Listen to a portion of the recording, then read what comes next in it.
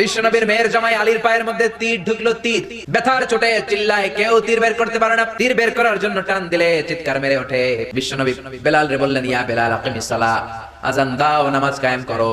আরেক সাহাবীরে বললেন, ও সাহাবী, তুমি তৃতীয় রাকাতে নামাজে শরীক হবা। আমি যখন এক রাকাত শেষ করে দ্বিতীয় রাকাতে দাঁড়িয়ে কেরাত শুরু করব, তুমি কাতারের মাঝখান দিয়ে যে আলীর পায়ের তীরটা গায়ে যত শক্তি আছে শক্তি দিয়ে টান দিয়ে বের করবা।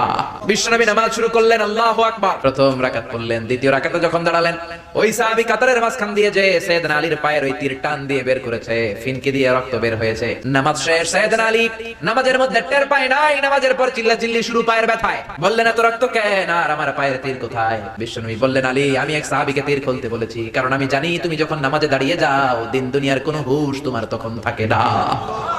তোমার অন্তরটা আল্লাহর আরশে চলে যায়। নামাজের আগে টানাটানি করে লাভ হয় নাই। নামাজ পড়া অবস্থায় তুমি এমন ধ্যানের ভেতরে চলে গিয়েছো, তোমার পা থেকে জোর করে তীর বের করা হয়েছে, ফিনকি দিয়ে রক্ত বের হয়েছে। নামাজের জায়গায়